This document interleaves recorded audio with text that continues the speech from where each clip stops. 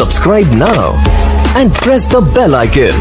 Never miss an update. الحمدللہ وحدہ والصلاة والسلام علی من لا نبی بعد اما بعد۔ تشہد کے اندر السلام علینا وعلی عباد اللہ الصالحین کو ہم نے مکمل کر لیا تھا۔ اس کے بعد اگلا جو کلمہ ہم شروع کے اندر اس کو پڑھتے ہیں کہ اشہد ان لا الہ الا اللہ و اشہد ان محمدن عبدہ و رسولہ۔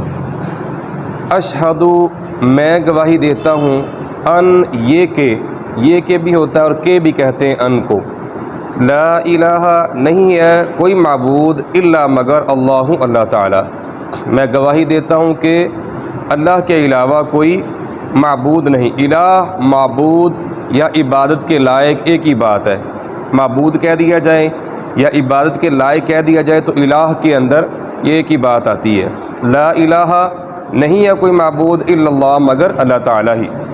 اور اشہد میں گواہی دیتا ہوں، انا کہ یا بے شک اور یقیناً، ان جس طرح کہ ہے، انا بے شک اور یقیناً کا معنی دیتا ہے جس طرح انا ہے۔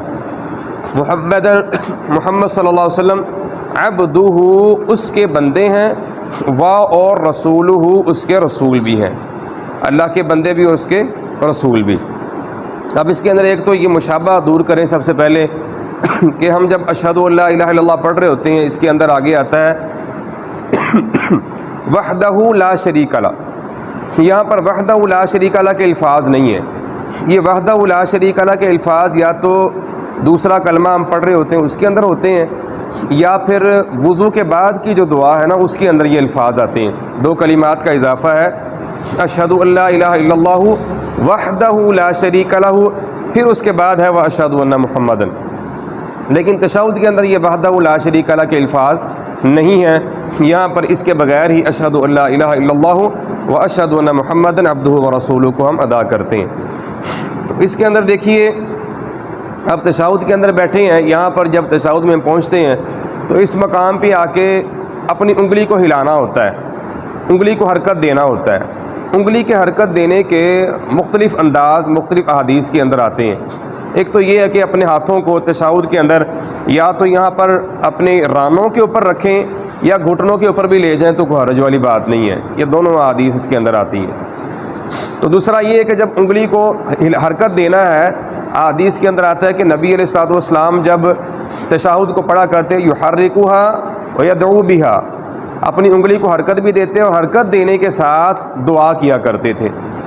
تو علامہ البانی رحمۃ اللہ علیہ کے نزدیک یہ ہے کہ وہ فرماتے ہیں کہ اشہد ان لا الہ الا اللہ کے بعد جب ہم دعا مانگتے ہیں تو دعا جو ہوتی ہے یہ درود شریف سے شروع ہو جاتی ہے۔ درود شریف سے لے کر آگے وہ ساری کی ساری آخر تک جتنی بھی دعائیں کرتے ہیں، اور رب اجعلنی کی صورت میں یا دیگر دعائیں جتنی بھی ہیں مسنون دعائیں، وہ ساری کی ساری دعائیں ہیں۔ تو لہٰذا جتنی دعائیں مانگنی ہیں دعاؤں کے ساتھ ساتھ انگلی کو حرکت دینا ہے۔ اب حرکت دینے کا طریقہ کیا ہے؟ ایک تو ہاتھ رکھنے کا طریقہ رانوں کے اوپر یا گھٹنوں کے اوپر ہو گیا، دوسرا انگلی کو حرکت دینے کا طریقہ، یہ تین انداز جو ہے نا حدیث کے اندر آتے ہیں۔ یہ انگلیوں کو بند کر لیا جائے، دو انگلیوں کو، یہ والا انگوٹھا جو ہے یہ اپنی شہادت والی انگلی کی جڑ کے اندر رکھ لیا جائے، ان ساری انگلیوں کو بند کر لیں، یہ انگلیاں بند کر لی، ایک یہ طریقہ اس کا ہو گیا۔ دوسرا طریقہ یہ ہے کہ ان دونوں انگلیوں کو بند کر لیں اور یہ دونوں انگلیوں کا ایک حلقہ بنا لیا جائے، اس کے ساتھ انگلی کو حرکت دی جائے۔ اور تیسرا طریقہ یہ کہ ساری انگلیاں بند کر لیں، صرف اس انگلی کو اٹھا کر اس کے ساتھ اشارہ کرتے رہیں۔ اور یاد رکھیے یہ انگلی جو ہے اس طرح بالکل وہ ٹائٹ نہیں ہونی چاہیے، اس کے اندر خم ہونا چاہیے، ہلکا سا بینڈ، ہلکا سا موڑ ہونا چاہیے، جھکی ہوئی ہو، اور اس کے ساتھ اپنی دعائیں مانگتے جائیں اور دعاؤں کے ساتھ ساتھ انگلی کو حرکت دیتے جائیں۔ یہ طریقہ کار ہے تشہد کے اندر انگلی کو حرکت دینے کا۔ اور جو بعض لوگ اشہد اللہ کے اوپر صرف انگلی اٹھاتے ہیں، لا کے اوپر اٹھائی اور اللہ کے اندر نیچے رکھ دی، بس یہاں پر کرتے ہیں، ایسا حدیث کے اندر کوئی ان کے بارے میں کوئی وضاحت نہیں آئی، نہ اس کی کوئی دلیل موجود ہے کہ انگلی کو اٹھایا جائے اور نیچے رکھ لیا جائے بس اشہد اللہ کے اندر ہی، اور اس کے بعد نہ اٹھایا جائے۔ پوری دعا کے اندر ہی ہمیں اپنی انگلی کو حرکت دینی ہے، ہلکی ہلکی حرکت دیتے رہیں اور دعا کو مانگتے رہیں۔ یحرکھا ویدعو بہا، حرکت دیا کرتے تھے اللہ کے نبی اس کے ساتھ، اور ساتھ ساتھ اس کے دعائیں مانگا کرتے تھے۔ تو یہ تشہد کے اندر یہ جو اہم یہ کلمہ ہے، اس کے اندر ہاتھ رکھنے کا طریقہ بھی ہے، اور ہاتھ رکھنے کے ساتھ ساتھ انگلی کو ہلانے کا طریقہ بھی، دو تین طریقے آپ کے سامنے رکھے ہیں۔ اور پھر اس کے بعد اس کلمہ طیبہ کے اوپر جو ہے نا، جس کو دوم کلمہ بھی کہتے ہیں، اس کے ترجمے اور مفہوم کی طرف توجہ ہونی چاہیے۔ ہم کیا اللہ تعالیٰ سے بول رہے ہوتے ہیں؟ اے اللہ، میں گواہی دیتا ہوں کہ تیرے علاوہ کوئی عبادت کے لائق نہیں۔ میں گواہی دیتا ہوں اللہ کے علاوہ کوئی عبادت کے لائق نہیں۔ اب یہاں پر اللہ تعالیٰ کے سامنے گواہی دے رہے ہیں کہ اللہ کے علاوہ کوئی عبادت کے لائق نہیں، یعنی توحید الوہیت ہے، الہ ہونا، معبود ہونا۔ اس توحید الوہیت کو سب سے پہلے ہم نے پڑھا سبحانک اللہم و بحمدک و تبارک اسمک و تعالی جدک ولا الہ غیرک، تیرے علاوہ کوئی عبادت کے لائق نہیں۔ اے اللہ، تیرے علاوہ کوئی عبادت کے لائق نہیں۔ یہاں پر بھی لا الہ الا اللہ، اللہ کے علاوہ کوئی عبادت کے لائق نہیں۔ وہاں پر اللہ کو مخاطب کر کے ہم کہہ رہے ہیں اللہ تیرے علاوہ کوئی عبادت کے لائق نہیں، یہاں پر اللہ تعالیٰ کا نام لے کے کہہ رہے ہیں کہ اللہ کے علاوہ کوئی بھی عبادت کے لائق نہیں۔ تو یہ توحید الوہیت ہے، الہ ہونا، معبود ہونا، یہ اللہ تعالیٰ کی ذات ہی کے لائق ہے۔ اللہ کے علاوہ کوئی معبود نہیں، اللہ کے علاوہ کوئی عبادت کے لائق نہیں، یعنی ہر قسم کی عبادت، چاہے اللہ قیام کرنا، نماز کے اندر رکوع کرنا، سجدہ کرنا، نماز پڑھنا، روزہ رکھنا، حج کرنا، زکوٰۃ دینا، اعتکاف کرنا، قربانی دینا، جہاد ہے، جتنے بھی عبادت کے اعتبار سے ہم اعمال کرتے ہیں، چاہے قولی ہیں، چاہے فعلی ہیں، چاہے وہ بدنی جس طریقے سے بھی ہیں، مالی ہیں، چاہے وہ سب کی سب عبادتیں کس کے لیے؟ اللہ تعالیٰ کے لیے۔ تو یہ بہت بڑی توحید کا ایک یہاں پر جو ایک نقطہ یہاں سے سمجھ آتا ہے، اشہد ان لا الہ الا اللہ کے اندر لا الہ الا اللہ اکیلا کلمہ ہو، اس کے اندر بھی یہی توحید الوہیت ہے، اور اکیلا نہ ہو تو اس کے ساتھ بھی پڑھا جائے تو تب بھی اس کے اندر توحید الوہیت آ جاتی ہے۔ اور اس کے ساتھ ساتھ اللہ تعالیٰ کے علاوہ کوئی عبادت کے لائق نہیں۔ ساتھ ہی میں گواہی دیتا ہوں کہ محمد صلی اللہ علیہ وسلم اللہ تعالیٰ کے بندے ہیں اور اس کے رسول ہیں۔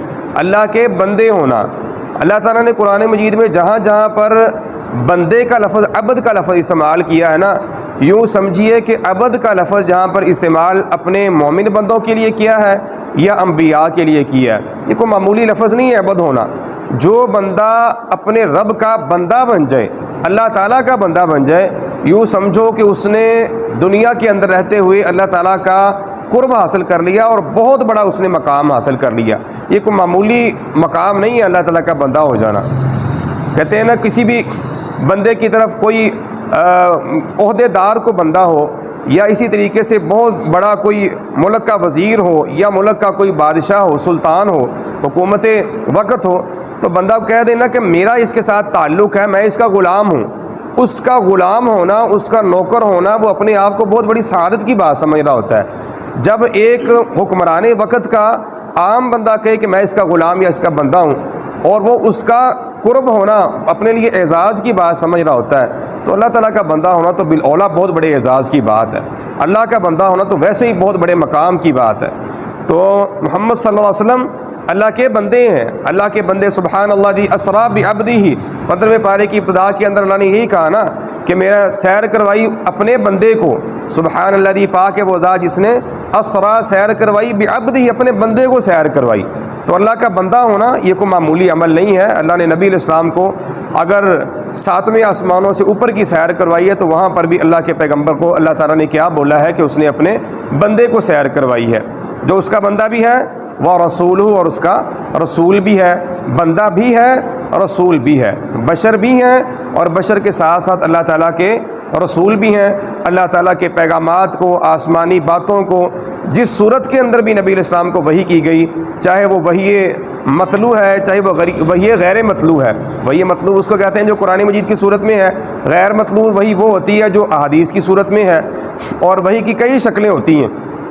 جو بھی شکل نبی علیہ السلام کے اوپر آسمان سے قرآن کی صورت میں نازل ہوئی، نبی علیہ السلام کے دل کے اندر اللہ تبارک و تعالیٰ نے کسی بات کا القاء کر کے بات کو سمجھا دیا، یا کسی بھی صورت کے اندر اللہ تعالیٰ نے اپنے نبی کو کسی بات کی رہنمائی کر دی، وہ وحی ہے، اور وحی اپنے اللہ تعالیٰ کے رسول کے اوپر ہی آیا کرتی ہے۔